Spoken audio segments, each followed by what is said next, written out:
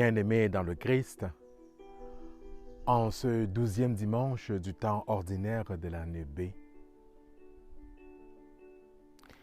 l'Église nous propose de nous arrêter quelques instants sur le sens des épreuves, sur l'expérience de la traversée de la mer en pleine tempête, qui fait partie de la vie humaine, qui fait partie de l'expérience humaine, l'expérience spirituelle chrétienne. Bien-aimés dans le Christ, il y a deux manières de traverser une tempête, de faire face à une turbulence dans nos vies humaines. Une des manières consiste à avoir peur, à céder à la panique, voire même à prendre la fuite, à demeurer dans le déni, dans la plainte. Une autre manière consiste à être persévérant,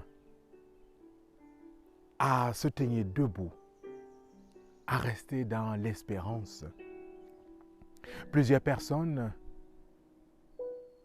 disent souvent que Dieu les a oubliés, que Dieu ne les écoute pas, que Dieu est sourd à leurs prières, que Dieu se fait silencieux face à leur misère, face à leurs problèmes. Quelqu'un me disait il n'y a pas longtemps que le Seigneur l'a oublié, qu'au cœur de sa souffrance, de sa misère, de tous ses problèmes, le Seigneur n'est pas là. Le Seigneur l'a abandonné. Et la personne faisait sienne le cri du Christ sur la croix. Mon Dieu, pourquoi m'as-tu abandonné? Oui, bien-aimés dans le Christ, peut-être que vous faites ou vous avez fait la même expérience que cette personne qui se confie à moi. Peut-être que toi, tu fais cette expérience présentement. Mais le Christ, le Seigneur, Dieu le Père, l'Esprit Saint, la Trinité bienheureuse, ne nous abandonne pas. Nous avons vu dans la première lecture de ce jour, tirée du livre de Job, on voit que c'est au cœur de la tempête que le Seigneur parle. Le Seigneur s'adresse. C'est au milieu de la turbulence de la mer. C'est au cœur des vents violents de cette tempête, en plein cœur de la mer, que le Seigneur se fait entendre. Qu'est-ce qu'il fait? Qu'est-ce qu'il dit? Dans cette première lecture, on dit, le Seigneur dit, viens. Tiens-toi là, arrête, va. L'auteur de ce livre utilise ici l'impératif, qui veut dire que la personne qui parle, en l'occurrence le Seigneur, donne un ordre. Il se tient debout, il parle avec fermeté. Oui, bien-aimé dans le Christ, le Seigneur n'est pas seulement dans le calme, il ne s'adresse pas seulement dans le calme. Il ne nous parle pas seulement dans la calmie de nos vies. Comme on a vu avec le prophète Élie, il ne passe pas seulement dans la brise légère. Même au cœur de l'ouragan, il est là, il parle. Oui, bien-aimé dans le Christ, comme dans ce livre de Job, le Seigneur se tient debout. Il parle avec fermeté, avec assurance. Faut-il encore être capable, lorsque nous sommes écrasés par les épreuves, lorsque nous sommes en pleine turbulence, faut-il encore être capable de l'entendre, de l'écouter, de percevoir sa présence, de percevoir qu'il est là, au cœur de ce brouhaha de nos vies? Faut-il encore percevoir, bien-aimé dans le Christ, qu'il est là, qu'il nous parle, qui se veut rassurant, Ce n'est pas toujours évident. Mais à cause de notre baptême, bien-aimé dans le Christ, parce que nous avons été plongés dans la mort et résurrection du Christ, parce que le Christ est mort et ressuscité pour nous, comme nous dit Saint Paul dans sa deuxième lettre aux Corinthiens, dans la deuxième lecture de ce jour, parce qu'il est mort pour tous, pour toutes. Alors, nous sommes devenus des créatures nouvelles par notre baptême. Qu'est-ce que cela veut dire? Cela veut dire que nous ne devons plus seulement compter sur nos forces humaines, mais nous devons aussi compter sur nos forces surnaturelles. Oui, c'est ce que Saint Paul dit dans cette deuxième lecture. Le Christ est mort pour tous. Il a fait de nous, par notre baptême, des créatures nouvelles, afin que nous ne soyons plus repliés sur nous-mêmes, que nous ne soyons plus tournés uniquement sur notre humanité, mais plutôt que nous puissions rechercher des réalités d'en haut, que nous puissions nous tourner vers lui, nous décentrer de nous-mêmes, nous décentrer de nos problèmes, nous décentrer de nos difficultés pour nous tourner avec espérance vers lui. Voilà le mouvement à faire, la démarche à faire. Sortir notre regard de nous-mêmes, de notre nombril, pour nous tourner vers le Seigneur, pour lui faire confiance. Oui, bien-aimés dans le Christ, à chaque fois qu'au cœur de la tempête des épreuves, nous comptons sur nos seules forces humaines, lorsque nous laissons les émotions nous écraser, lorsque nous laissons la peur, la frayeur, la panique prendre le dessus, nous courons le risque de nous égarer. Oui, bien-aimés dans le Christ, lorsque Saint Paul nous invite en quelque sorte à nous décentrer de notre humanité, ça veut dire de nos émotions, de nos peurs. Oui, bien-aimés dans le Christ, la peur, la frayeur, la panique au cœur des turbulences, c'est une réaction purement humaine. Mais nous avons un grand potentiel, nous avons des grandes capacités surnaturelles, spirituelles pour être debout, pour nous tenir debout. Et c'est ce que Saint Marc, dans l'évangile de ce jour, met en évidence à travers le récit de la tempête apaisée. Les disciples du Christ sont tétanisés, sont pris de panique, sont dans la frayeur. Ils ont peur, on va mourir, Seigneur, réveille-toi. Et le Christ, que fait-il? Pourquoi êtes-vous si craintifs? N'avez-vous pas encore la foi? N'avez-vous pas toujours la foi?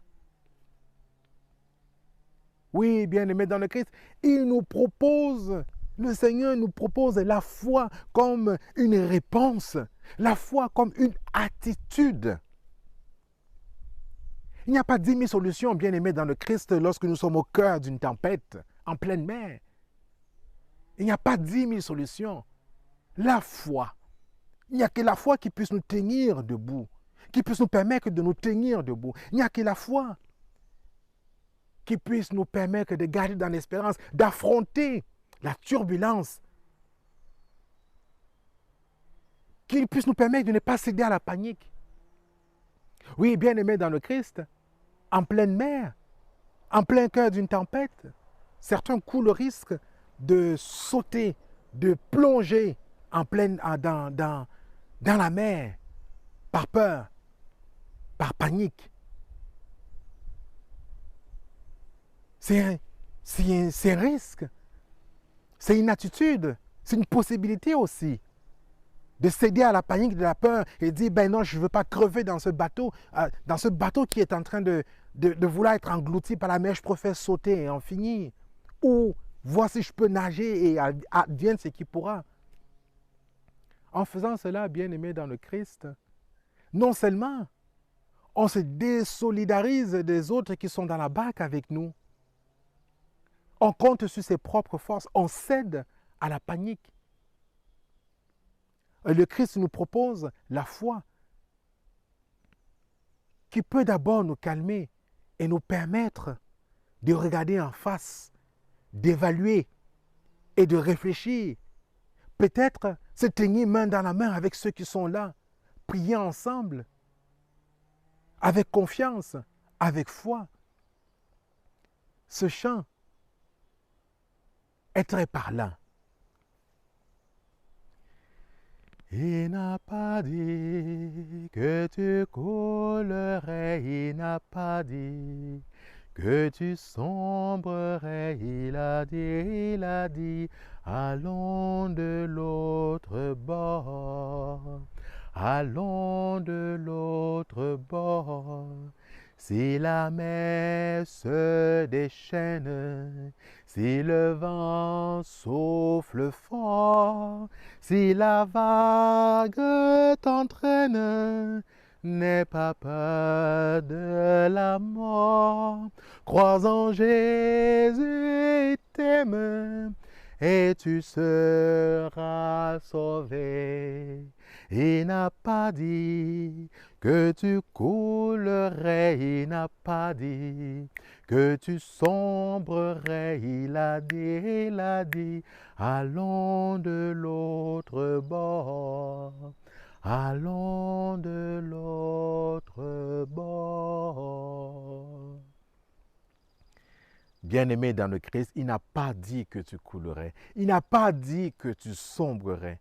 Si la mer se déchaîne, si le vent souffle fort, crois en Jésus, il t'aime et tu seras sauvé. Oui, tu peux toujours sauter, quitter la barque pour te jeter en pleine mer, en comptant sur tes propres forces. Mais il n'a pas dit qu'au cœur de la tempête, tu vas couler. Il n'a pas dit qu'au cœur de la tempête, tu vas sombrer. Crois en lui, crois en Jésus, il t'aime. Ose crier vers lui, Seigneur, viens à mon aide comme les apôtres. Seigneur, augmente en moi la foi. Augmente en moi la foi. Oui, bien-aimé dans le Christ, le risque de sauter de l'autre côté de la barque nous guette tous. Oui, bien-aimé dans le Christ, lorsque nous traversons la tempête au cœur, dans nos vies personnelles, dans nos vies professionnelles, familiales, sentimentales, lorsque nous traversons la tempête avec l'Église, dans la barque de l'Église, étant dans la barque de l'Église, c'est ce que nous connaissons aujourd'hui. L'Église, cette barque, traverse d'énormes tempêtes, d'énormes turbulences. Nous le voyons avec tous les scandales d'abus sexuels, de nombreux pasteurs, de nombreux fidèles, toute la question de la corruption. Oui, bien-aimés dans le Christ, plusieurs d'entre nous ont failli. Et l'Église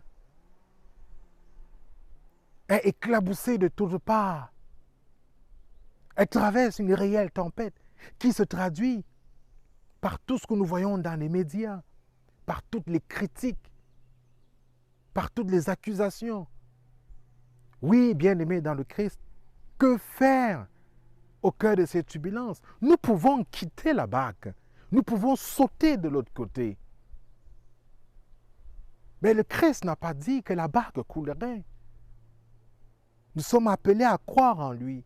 Parce que sauter la barque, c'est se désolidariser des autres disciples qui sont encore à l'intérieur. C'est croire que tout s'arrête là, que tout est fini, que tout est terminé. C'est la même chose avec une famille, notre famille de vie ou d'appartenance biologique ou d'adoption. Lorsqu'il y a de problèmes, on ne se désolidarise pas de la famille. On ne dit pas, je ne connais plus, je ne la choisis plus, je l'abandonne, je change mon nom, je ne fais plus partie d'elle. Non, bien-aimé dans le Christ, cela se traduit, cette attitude se traduit par ce que nous voyons ici et ailleurs, l'aggravement du fossé entre la foi et la pratique religieuse. Cela se traduit par la crise de vocation. Pourquoi donner sa vie à Dieu pour ressembler ou pour faire partie de cette barque qui est qui traverse une tempête pour faire partir de cette institution éclaboussée. La question pourrait se poser. Mais non, crois en Jésus, il t'aime et tu seras sauvé. Bien-aimés dans le Christ, il n'y a que la foi qui puisse nous permettre de nous tenir debout au cœur de la tempête. Il n'y a que la foi qui puisse nous permettre de tenir ferme, de maîtriser, de ne pas céder à la panique. Il n'y a que la foi qui puisse nous permettre d'aimer malgré tout. Il n'y a que la foi qui puisse nous permettre, bien-aimés dans le Christ, d'être solidaires de nos frères et de nos sœurs au sein de la barque, au sein de notre famille chrétienne, de notre famille naturelle, de notre famille d'adoption. Il n'y a que la foi qui puisse nous permettre d'avancer, de continuer à aimer, de continuer à persévérer. Il n'y a que la foi. Si je n'ai pas la foi, je peux la demander. Le Seigneur ne nous refuse rien si nous lui demandons avec conviction. Osons dire, Seigneur, augmente en moi la foi. Seigneur, donne-moi la foi.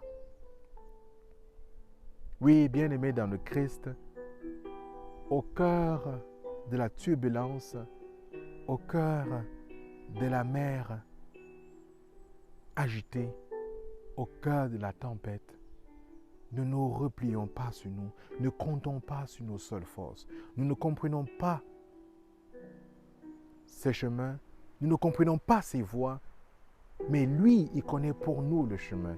Il n'a pas dit que nous coulerons, il n'a pas dit que nous sombrerons. Il a dit, allons de l'autre bord, allons de l'autre côté, allons à l'autre rive. Croyons en Jésus, il nous aime. Croyons au Christ. Croyons en ce Seigneur qui a donné sa vie, qui est mort pour nous, pour chacun de nous. Ayons la foi, ayons la patience, ayons la persévérance. Il n'y a pas de solution miracle. Il n'y a que la foi qui puisse nous permettre d'être attentifs au dessein du Père. Amen.